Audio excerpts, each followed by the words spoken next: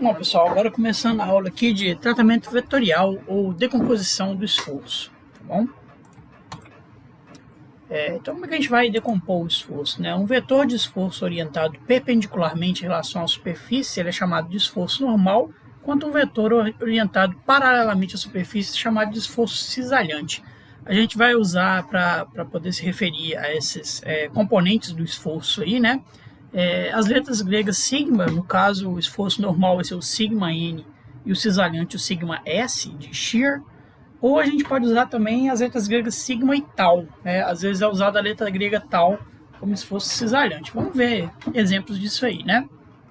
Em geral, os vetores de esforço eles agem obliquamente sobre os planos e podem, portanto, ser decompostos nesses dois componentes vetoriais, aí, normal e de cisalhamento. Importante ressaltar que esses conceitos dependem de uma superfície de referência. Então, a gente está com um corpo de prova aqui, num estado de tensão uniaxial, quer dizer que a gente está pondo uma pressão só numa direção aqui do corpo, né?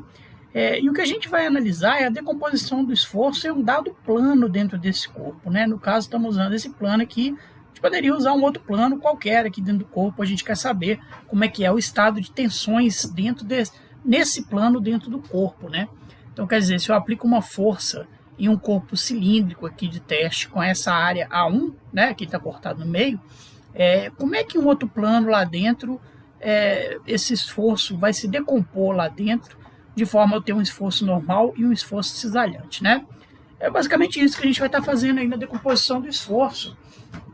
E a gente vai estar interessado, por exemplo, em saber qual plano dentro do meu corpo de prova vai ter o máximo esforço cisalhante, né? Onde que o esforço cisalhante vai ser maior. Por que isso é importante? Porque normalmente é no plano que tem um máximo esforço cisalhante que o seu corpo vai se romper, né? Então isso aí que eu estou mostrando para vocês aqui, um desenho de um corpo de prova, poderia muito bem ser um cilindro de rocha, um cilindro de mármore, um cilindro até de concreto, né? Que a gente tem os equipamentos aí, os ensaios de tensão uniaxial, inclusive a gente tem no CPMTC, né, no Centro de Pesquisa dos IGC-UFMG, eu sempre levo os alunos lá para mostrar, né, no Laboratório de Rochas Ornamentais, onde você vai aplicar um esforço ali, uma força, né, numa área desse corpo de prova, e você vai aplicando essa força até que o corpo se rompa. E aí você vai medir o ângulo lá do plano no qual ele se rompeu, você vai determinar aí qual que é a superfície de máximo esforço cisalhante, né? Então, tá aí uma aplicação prática da gente saber decompor o esforço dentro do corpo. Você vai saber aonde que esse corpo vai se romper, em qual plano, né? Caso ele seja submetido a uma força tal, né? Você vai saber também qual que é a força necessária para causar ruptura em determinada área desse plano. Parece pouco importante, né? Se você fosse construir sua casa, provavelmente você não ia querer construir do lado de cá de um barranco que teria, que se romperia se ele fosse submetido a uma força, por exemplo, da gravidade, né? Poder ter essa aceleração da gravidade, né, na direção aqui vertical, né? Você pode calcular lá para o seu talude ou para o seu maciço rochoso em qual ângulo que esse talude vai se romper, né? Vai ser o ângulo de máximo esforço cisalhante de acordo com a decomposição da força gravidade aqui pela área do barranco em questão, né? Só um exemplo prático de como funcionam essas coisas. Então, o vetor esforço agindo em um corpo pode ser decomposto no esforço normal, sigma, ou sigma n, e o esforço cisalhante tau, ou sigma s, tá bom? Alternativamente, é isso aí que eu acabei de falar. Então, aqui é um plano que tem uma orientação qualquer aqui em relação a um esforço que está sendo, que está agindo nesse plano, o vetor esforço, né? Você pode decompor ele num vetor normal e num vetor cisalhante, que é paralelo ao plano, o vetor que é perpendicular, um que é paralelo. É decomposição de vetores, como a gente viu aí antes. Agora, enquanto a decomposição de forças é relativamente simples, né? Basta você fazer as contas vetoriais aí, a decomposição de vetores de esforço é um pouco mais complexa, porque o esforço depende da área na qual a força age. Portanto, a simples adição de vetores não é suficiente, porque você depende do tamanho dessa área aqui. E essa área A2, né? Ela vai variar em relação a essa área A1, né? Vai ser uma área maior que a área A1, de acordo com o cosseno desse ângulo aqui, né? Que é o ângulo que esse seu plano faz com a horizontal, tá bom? Ou que uma reta normal faz com o seu plano aí, né? O que acontece aqui, né? Quanto maior for esse ângulo, maior vai ser essa área, né?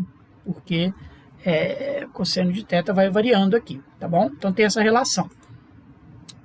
Então a gente pode, a decomposição da força é muito simples, né? A gente tem uma força atuando na direção x, que é a Fx, né? E o componente normal dela, por trigonometria simples aqui vocês podem fazer, né? Componente normal, o cateto adjacente sobre a hipotenusa, né? O componente normal Fn vai ser Fx cosseno de θ. Já o componente Fs, cisalhante, vai ser Fx seno de θ. Então, facinho de decompor a força. O esforço que a gente não vai poder fazer direto assim. Mas aí nós vamos usar algumas relações para fazer isso, né? A gente sabe que o Fx aqui, ó, essa força que a gente está aplicando aqui em cima, na área x, né? Vai gerar um esforço x sobre essa área aqui, né?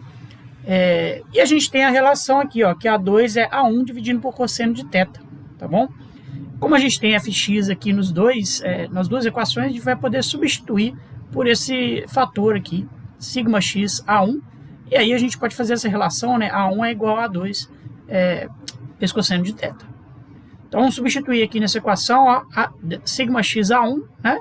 Pelo Fx. Eu posso substituir A1 pelo A2 aqui agora, que é a área que me interessa, né?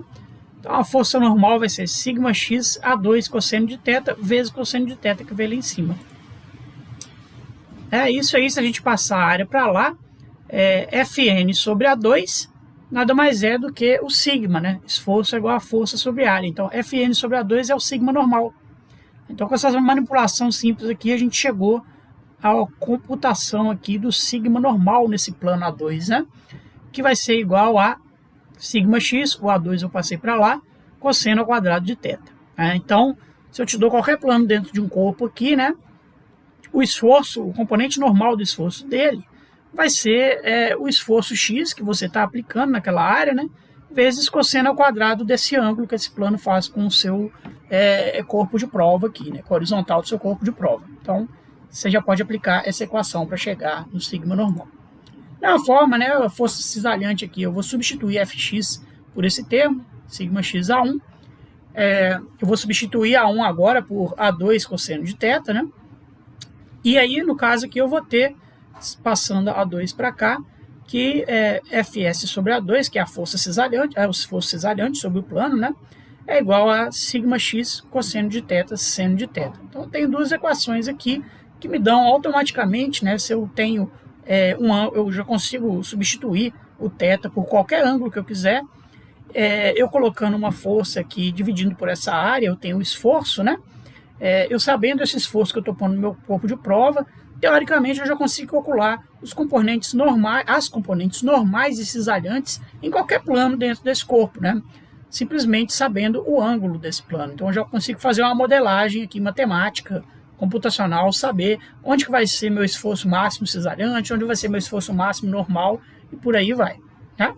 As duas equações fornecem então os componentes normal e cisalhante de uma tensão uniaxial, quer dizer que você atua somente em uma direção, como que essa tensão vai gerar esses dois componentes em qualquer plano dentro do corpo. Tá? Já sabe que sigma cisalhante, né, vai ser máximo quando o θ é igual a 45 graus, basta vocês computarem aqui usando θs diferentes, se quiserem acreditar, né? E nesse caso, θ é o ângulo que o vetor esforço faz com a normal ao plano em questão, né? Então, θ é esse ângulo aqui, ou o ângulo que o seu plano faz com a horizontal, trigonometricamente é a mesma coisa, né? E a tensão cisalhante vai ser nula quando esse ângulo é igual a 0 ou 90 graus. Quando é que esse ângulo vai ser igual a 0? Quando o seu próprio esforço resultante é o esforço normal, ou seja, este plano aqui, né? Então, neste plano aqui, que é perpendicular ao esforço que eu estou aplicando, eu não tenho esforço cisalhante, eu só tenho o esforço normal máximo. E no plano que faz 45 graus com a horizontal, que é a mesma coisa que dizer 45 graus com a normal ao plano, né? Você vai ter o máximo esforço cisalhante. Isso tudo em teoria, né? Não estamos levando em conta aqui ainda coisas internas do corpo, como coeficiente de atrito interno, essas coisas assim que a gente vai ver mais para frente, tá bom?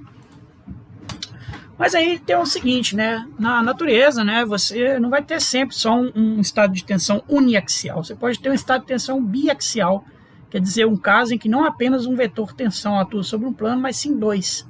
Esses dois vetores vão ser perpendiculares entre si, atuando em direções x e y, ou x e z, ou direção que você quiser dar, 1 e 2, né, num sistema de coordenadas. Esse é chamado caso de estado de tensões biaxial ou plano, tá bom? coloquei isso aqui, acho que era esse aquele livro Tensões e Deformações em Rochas, né, brasileiro.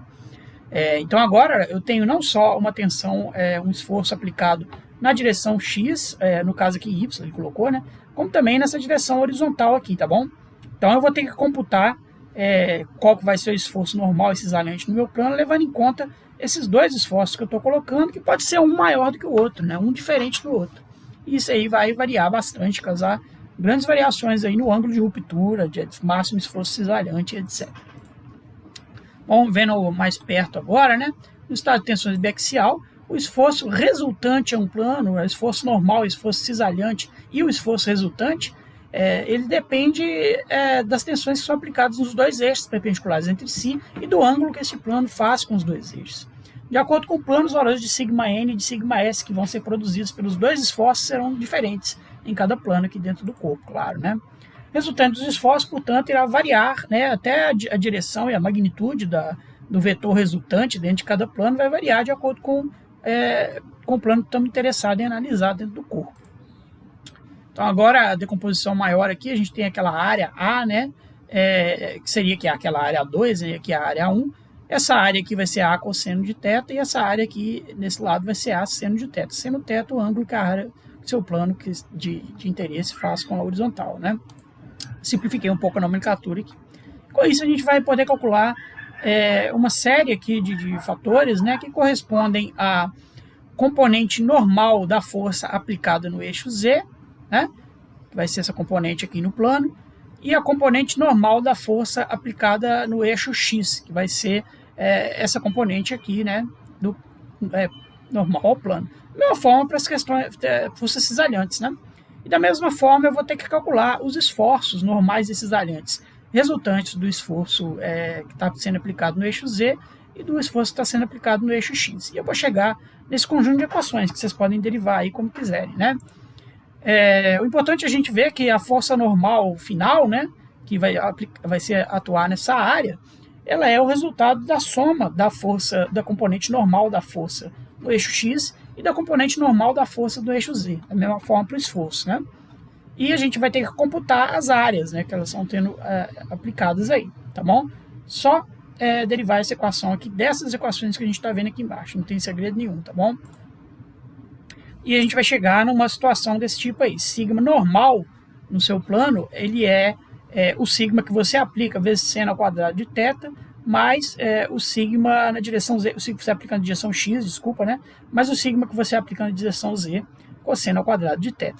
No caso aqui, o Z está na vertical e o X na horizontal, né? Você pode fazer as contas aí.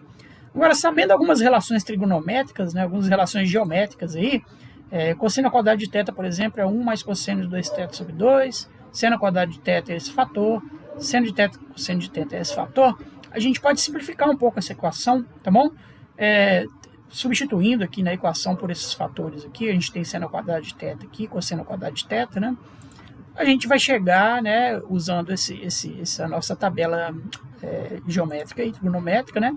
Nessa relação aí, ó, o componente de esforço normal em um plano qualquer dentro do seu corpo de prova, ele vai ser igual ao esforço que você aplica na direção X, mais o esforço que você aplica na direção Z dividido por 2, mais o esforço que você aplica na direção X menos o esforço na direção Z dividido por 2, vezes o cosseno de 2θ, que é o ângulo que o plano em questão faz com a horizontal. É uma equação um pouco maior, mas nem tão complicada, né? Que você pode chegar nela aí, derivando todas essas equações que a gente trabalhou aqui, não tem segredo nenhum.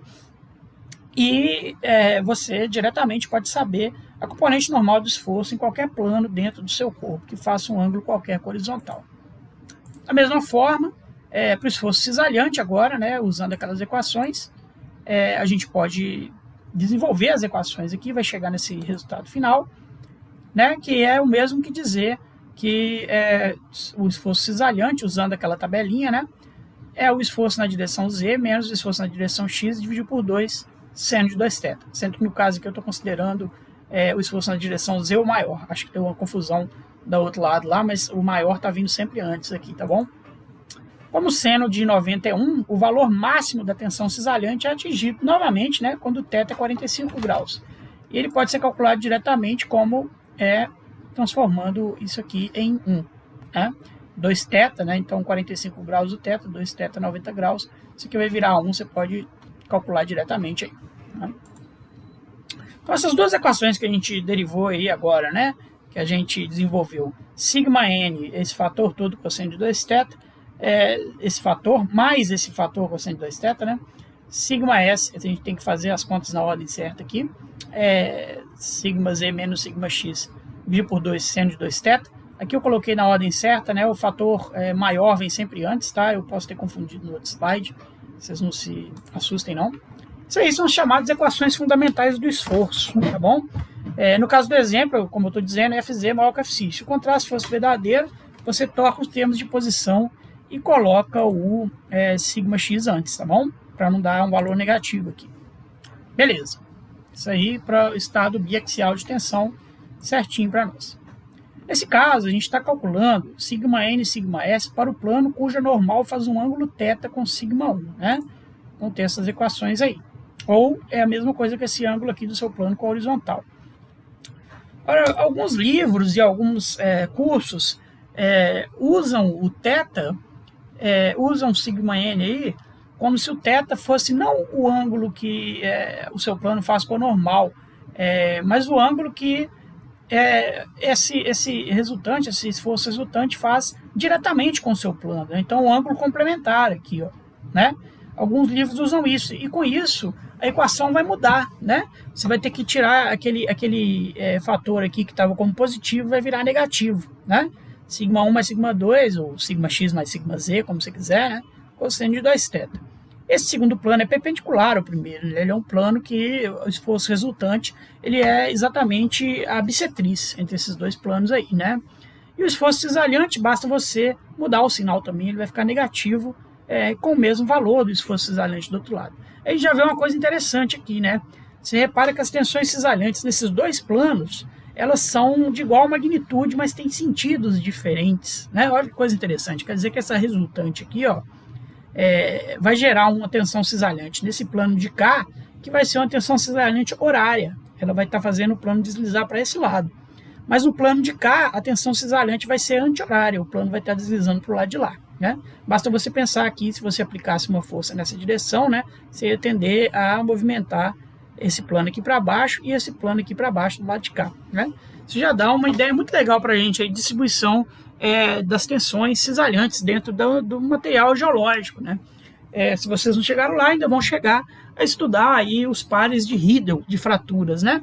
Então a gente já viu no campo aí fraturas que fazem um ângulo de 60 graus entre si, 120, dependendo do lado que você está olhando, né? E essas fraturas têm essa movimentação cisalhante aí, que é de igual magnitude, né?